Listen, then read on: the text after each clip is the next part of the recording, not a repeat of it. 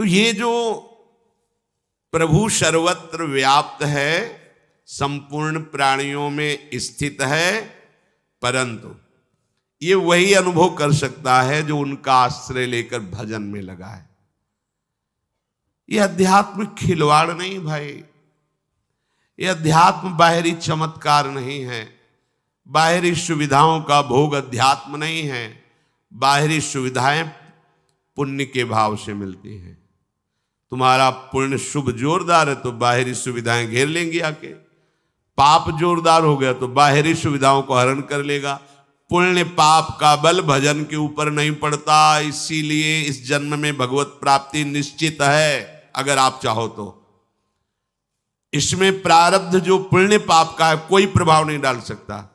पुण्य बल से खूब वैभव बढ़ जाए या पाप बल से सब अपहरण हो जाए, कोई फर्क नहीं पड़ता, वो उपासक भजन बल से युक्त रहता है। अब जो भजन नहीं करते हैं तो भगवान दूसरी बात कह रहे हैं। पहले तो कहा मैं सब में व्याप्त हूं, संपूर्ण प्राणियों में भगवान है, सब रूपों में भगवान है। अब जो भगवान कह रहे हैं ये थोड़ी समझ की बात है। या कह रहे हैं मत स्थान सर्वभूतानि न चाहम तेषु अवस्थिता, मैं उनमें नहीं हूं और वो मेरे में नहीं। अभी क्या कह रहे, मया तत्मिदं सर्वम जगद अव्यक्त मूर्तिना, मैं ही संपूर्ण प्राणियों में स्थित हूं, चाहे वो परा प्रकृति हो चाहे अपरा प्रकृति हो, जीव हो या माया हो, मैं ही मैं हूं। समझ में आ गई? क्योंकि बहुत बार सुना है। अब एक भगवान बात कह रहे, आश्चर्य में कह रहे, न चाहम तेषु अवस्थिता। पहली बात का मया तद्विदम सर्वम जगद अव्यक्त मूर्तिना, मैं सब में विराजमान हूं। पहली बात के विरुद्ध भगवान यहां बोल रहे, मैं उनमें स्थित नहीं हूं, मैं सब में स्थित हूं, सब में। अब इसमें कह रहे भगवान न चाहम तेषु अवस्थिता, मैं उनमें स्थित नहीं हूं। किन में? जो मेरा आश्रय लेकर भजन नहीं कर रहे हैं। जब सिद्धांत में बोलेंगे तो बोलेंगे क्रूर पापी दुष्टात्मा में भी भगवान विराजमान है, और भगवान यहां स्वयं कह रहे हैं मैं उनमें नहीं हूं। इसका भाव समझे, बड़ा सूक्ष्म भाव है। जैसे उदाहरण में समझेंगे आप, भगवान ने कहा कि आत्मा का जन्म मरण नहीं होता है, न कोई जन्मता है न कोई मरता है, जो आत्म स्वरूप है। पर अर्जुन यदि तुम मानते हो जन्म मृत्यु को, आत्मा का नहीं होता, न जायते मृत्युः कदाचित्। लेकिन यदि तुम मानते हो तो जातस्य ही ध्रुव मृत्यु, जिसका जन्म हुआ निश्चित मरेगा। दो बात की ना, पहली बात में ना किसी का जन्म है ना किसी की मृत्यु है। किसकी? जो आत्मस्वरूप में स्थित है उसको यह अनुभव होगा। लेकिन जो शरीर में स्थित है, जो जातस्य ध्रुव मृत्यु, वो जन्मा मरेगा निश्चित। अब यहां बात समझो, पहले शब्द में भगवान बता दिया कि मैं सब में हूं। अब फिर कह सकते कि जब भगवान हम में है तो हमारे कल्याण में अब कमी क्या हो सकती? भगवान ही आकर विराजमान है। भगवान कर मैं उसमें नहीं हूं। किस बात में? समझना होगा। यदि मैं उसमें स्थित होता तो जो परिवर्तन उसका होता वो मेरा भी होता। मैं तो अविनाशी हूं और वो स्थित है विनाशी शरीर भाव में, तो मैं उसमें नहीं हूं। उसके भाव में मैं नहीं हूं, इसलिए मैं नहीं हूं। सूक्ष्म भाव समझना, क्योंकि अगर मैं हूं उसके भाव में तो मेरा भाव आएगा। मैं अविनाशी हूं तो वो अविनाशी होगा, मैं चिदानंद हूं तो चिदानंद होगा। ये सब मेरे लक्षण उसमें नहीं है। क्यों? क्योंकि वो विनाशी शरीर भाव में, इसलिए मैं नहीं हूं। होते हुए भी मैं नहीं हूं। आत्मा का जन्म मरण ना होते हुए भी जन्म मरण होता है। ये गूढ़ विषय पवित्र बुद्धि में समझ में आएगा। उसका परिवर्तन होता है तो मेरा परिवर्तन होता है, उसका नाश होता है तो मेरा नाश होता है, उसका अभाव होता है तो मेरा अभाव होता है। लेकिन मेरा ना कभी अभाव होता है, ना परिवर्तन होता है, ना नाश होता है। क्यों? क्योंकि मैं उसमें हूं ही नहीं। किसमें? जो मेरा आश्रय लेकर के भजन करते हैं उनको ये अनुभव आएगा कि मैं उनमें हूं, वो मेरे में है। और जो मेरा आश्रय नहीं लेते, भजन नहीं करते, तो वो किसका आश्रय लिए? परिवर्तन विनाशशील शरीर संसार का। इसलिए मैं उनके भाव में नहीं हूं। तो भाव में नहीं तो नहीं है। हमारे भाव में भगवान नहीं तो कहीं भगवान नहीं है। वो दुष्ट नीच पापी, ऐसा दर्शन होता है। हमारे भाव में भगवान है तो सर्वम खलविदम, सब जगह भगवान। बात समझना, मैं नहीं हूं उनमें। तो कहते परिवर्तनशील, अगर शरीर है, पंचभूत है, तो पीछे तो भगवान ने कहा कि अपरा प्रकृति भी मैं हूं, तो पंचभूत भी तो भगवान है। तो बोले वो मानता कहां है? वो मानता कहां? उसके भाव में नहीं है ना, इसलिए मैं नहीं हूं। समझ पाए? होते हुए भी भगवान ने मना कर दिया कि मैं नहीं हूं। बोले भगवान क्यों नहीं देख रहे, उनको क्यों नहीं बचा रहे? क्योंकि वहां नहीं है। नहीं है तो सर्वम, सब जगह भगवान। तो वो मानता कहां है? उसने पुकारा कहां? उसने भजा कहां? इसीलिए सब हो रहा है। ये बड़ा सूक्ष्म विषय है। तात्पर्य है परिवर्तनशील नाशवान अभाव में यदि तुम्हारा भाव है तो भगवान तुम में रहते हुए भी तुम में नहीं है उन्हीं की धरा में हो, पर तुम्हारे भाव में नहीं रहा तो नहीं है भगवान। जैसे शिल्पिल्ले बाई को कोई आकार विग्रह नहीं दिया था गुरुजी ने, ऐसे पत्थर को टुकड़ा दे, प्योर पत्थर, कोई आकार नहीं, और कहा ये तुम्हारे भगवान श्याम सुंदर है। उनके भाव में आया मेरे भगवान श्याम सुंदर है, छाती से हृदय में लगाए, रात दिन उन्हीं को प्यार दुलार। अब जब ब्याह हुआ तो पति की तरफ हेर ही नहीं रही थी। पति ने देखा कौन सा, किसकी छवि क्या, तो देखा एक पत्थर का टुकड़ा है। हमसे ब्याह किया, हमारी तरफ तो देख रहे पत्थर के टुकड़े एक देर जल में फेंको। भारी व्याकुलता, कूद पड़ी। अब तो प्राण त्याग देंगे, अपने प्रभु के बिना मैंने नहीं जी सकती।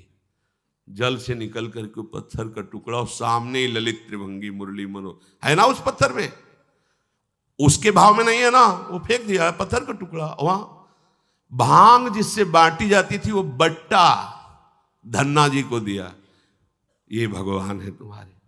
बालक थे तो शालिग्राम भगवान को नीचे बैठाल दिया और बट्टा को ऊपर ऐसे रख दिया। बोले बड़े ठाकुर चाहिए कि छोटे? बोले हमें तो बड़े ठाकुर चाहिए। तो हाँ, बड़े वाले ऊपर स्वामी है, ये ले, बस नहा के इनको नहला देना और पवा के इनको तुम पा लेना। साक्षात ठाकुर साथ घूमते थे ना। भांग के बट्टे में अगर हमारा भाव नहीं तो नहीं है ना, वो तो भांग का बट्टा, कोई श्री विग्रह थोड़ी हमारे लिए नहीं है, उनके लिए है। बस ये बात समझना है। नचमत स्थानि भूतानि, संपूर्ण प्राणी जो वो मेरे में नहीं। पहले मैं बताया कि मैं सब में हूं, उसकी बात के विरुद्ध में बोले कि मैं उनमें नहीं हूं। अब इसमें दूसरी बात में सब मेरे में है, उस बात के विरुद्ध कह रहे वो प्राणी मेरे में नहीं है। क्योंकि यदि मेरे में स्थित होते तो मेरा निर्विकार स्वरूप हो, निर्विकार हो जाते। बोले नहीं, अब ये तो भगवान में स्थित है, ये तो भगवान के समान है। क्योंकि भगवान में स्थित नहीं है, वो विकारों में स्थित है। इसलिए भगवान कह रहे वो मेरे में स्थित नहीं है, मैं उसमें स्थित नहीं हूं। प्रभु जैसे निर्विकार हैं वैसे ही वो निर्विकार हो जाएगा। प्रभु जैसे परमानंद में है वैसे वो परमानंद हो जाएगा। प्रभु सब काल में, सब समय में, सब व्यक्तियों में है, तो ऐसे ही उसको अनुभव हो जाएगा मैं ही सब में हूं। जो यहां सो सारे जगत में, भेद खत्म। तो मैं उनमें स्थित नहीं हूं, वो मेरे में स्थित नहीं है। कौन? जो प्रभु से विमुख हैं। प्रभु हैं सब में, पर जिनके अंदर प्रभु का भाव नहीं है, तो प्रभु वहां विराजमान होकर भी कहते मैं वहां नहीं हूं। जैसे दुर्वासा जी को कहा कि जो केवल मेरी अनन्यता में है, मेरे भजन में है, वो केवल मुझे जानते हैं, तो मैं केवल उन्हीं को जानता हूं। देख लो, सर्वज्ञ भगवान क्या कह रहे हैं? वो मुझे जानते हैं, मेरे अनन्य, तो मैं उनका अनन्य हूं, मैं केवल उन्हीं को जानता हूं। वो मेरे हृदय है, मैं उनका हृदय हूं। साधु हृदय मई हम। क्या भगवान सबके हृदय नहीं है क्या? फिर क्यों कह रहे साधु हृदय मई हो? उन्होंने अपना हृदय दे दिया तो मेरा हृदय ही उनके हृदय में स्फुरित हो गया।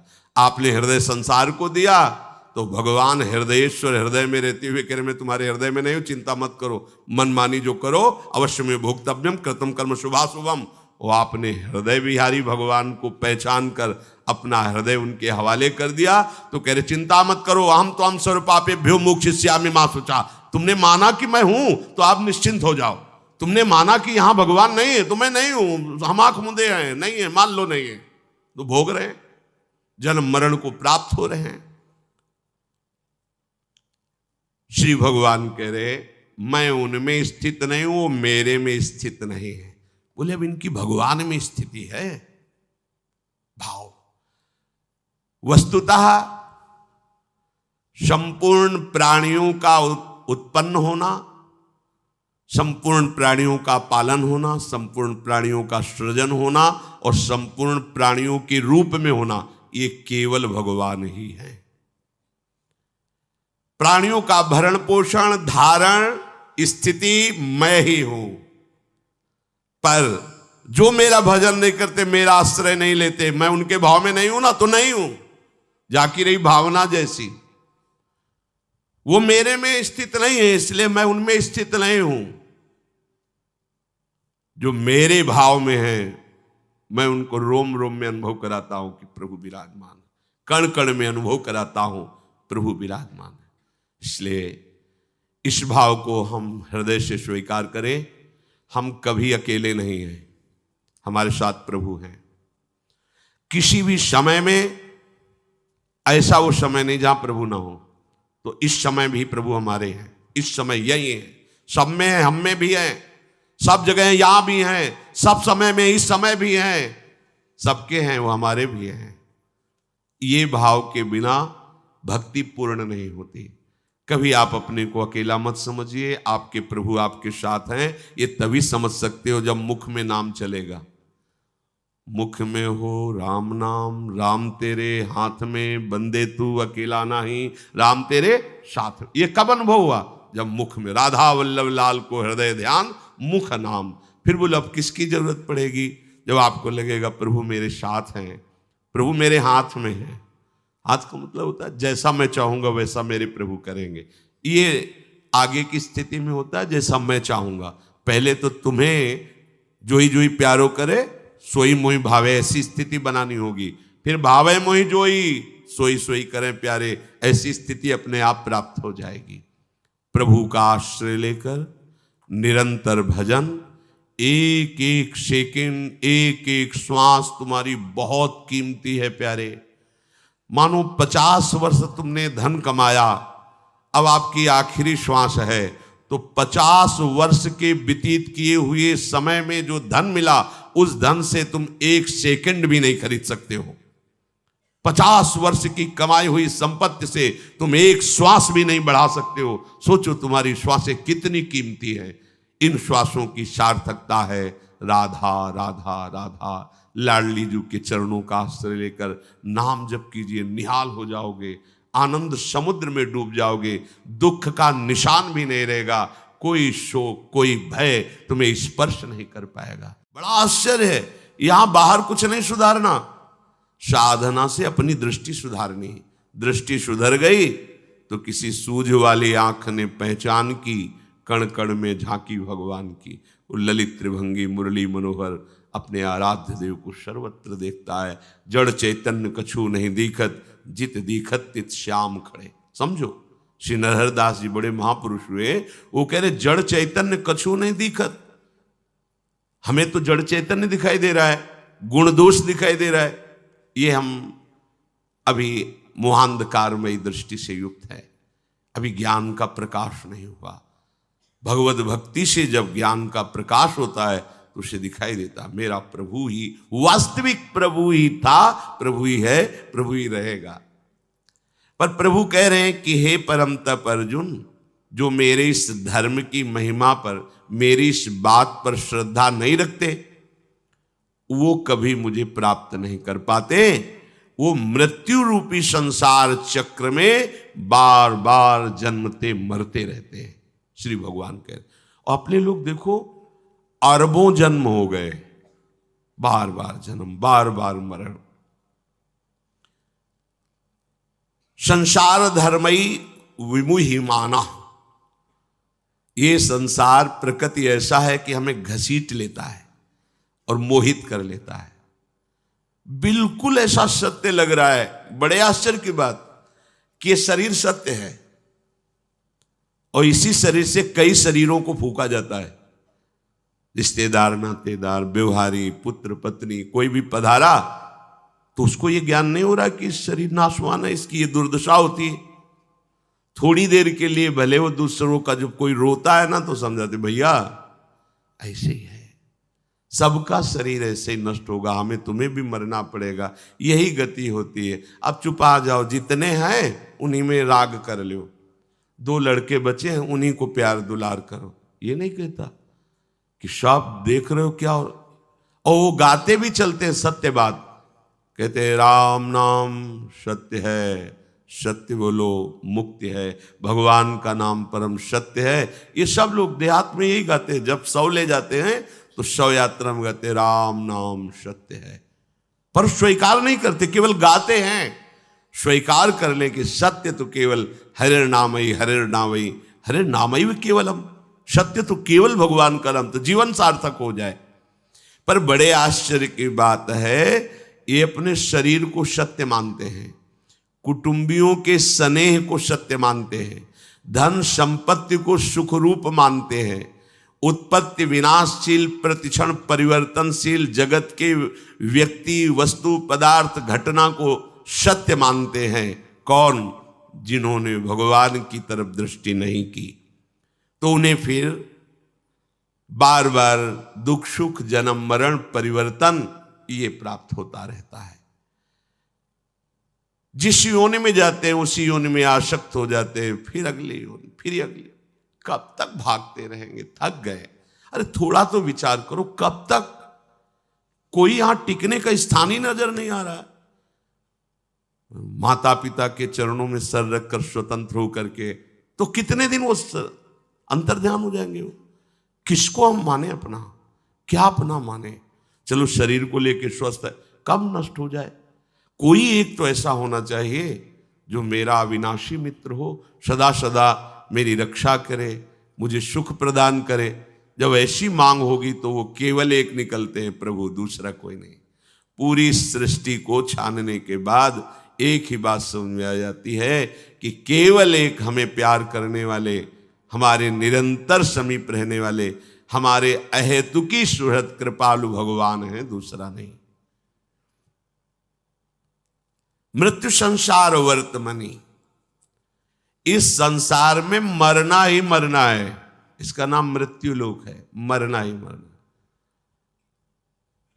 प्रश्न उत्तर में आते हैं, कहते हैं कि भगवान का हमने कभी कुछ बुरा तो किया नहीं, भगवान ने हमारे साथ बड़ा बुरा किया, एक ही लड़का था उसको छीन लिया।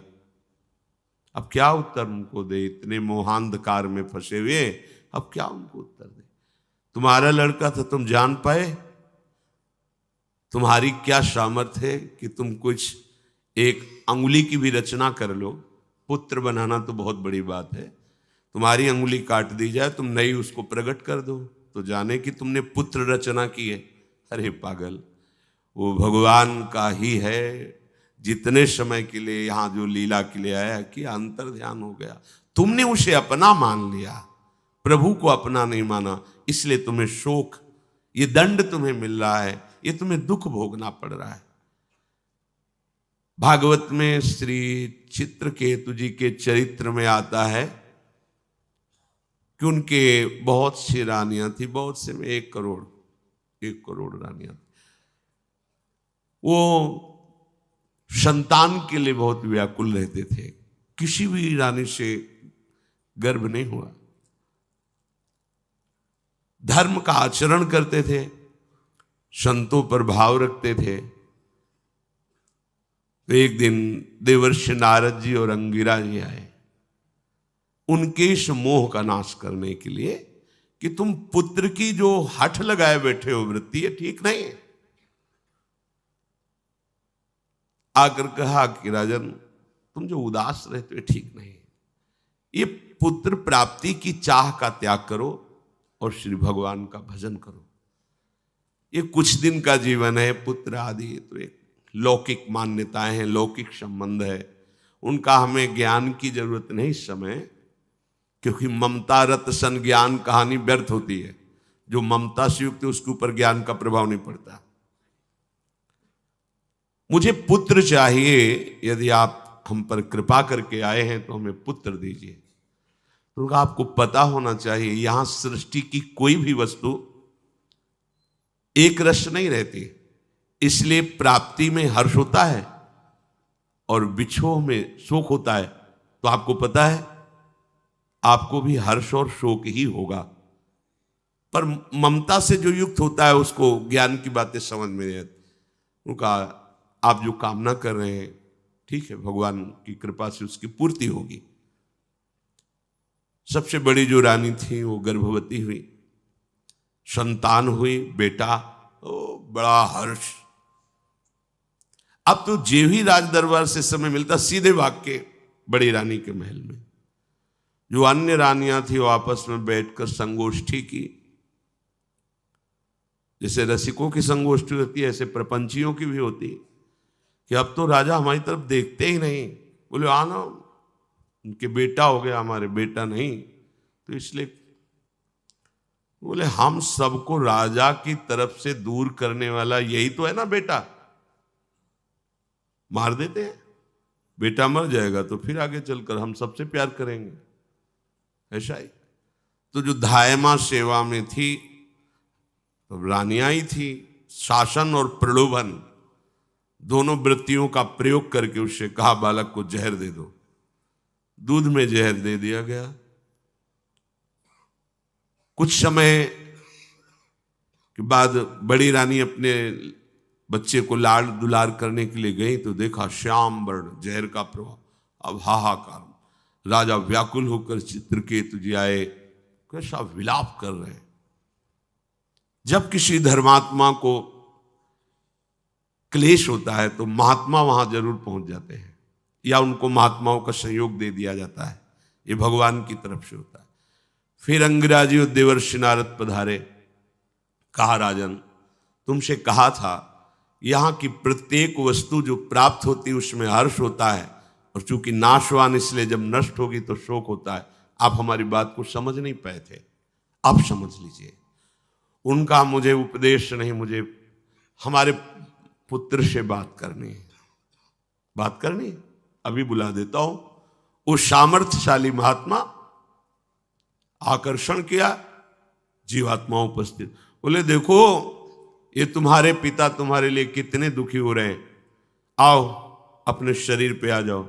अरे उनका महाराज आप क्यों ऐसी मजाक की बात करते हैं, हमारा बाप है, कई बार ये मेरा बेटा बना, मेरी पत्नी बना, इसको पता है ये मेरा अरे कुछ समय के लिए अपने कर्म बंधन से जकड़ कर इसके पास आया था, मैं इसका पुत्र नहीं हूं। ऐसे कठोर वचनों से बोले कि राजा को होश हो गया। अरे मैं जिसके लिए इतना रो रहा हूं, हाय हाय कर रहा हूं, कैसे बोल रहा है। अंतर्ध्यान जीवात्मा। बस उसी समय उनको वैराग्य हुआ और भगवान शंकरषण की आराधना करके भगवत साक्षात्कार किया। इस संसार को हम सत्य मान रहे हैं, रिश्ते नातों को सत्य मान रहे हैं, क्यों? भगवान कह रहे असत दधाना पुरुषा, क्योंकि उनको मेरे पर श्रद्धा नहीं है, इसलिए उनकी ये दुर्गति हुई। क्या दुर्गति? वर्तमान में शरीर से राग हो जाना, शरीर संबंधियों से राग हो जाना, शरीर भोगों से राग हो, वर्तमान में दुर्गति है। इसका परिणाम तो दुर्गति है ही है, केवल दुर्गति परिणाम है, केवल दुर्गति। और प्रायः हम सब इसी में फंसे हुए हैं।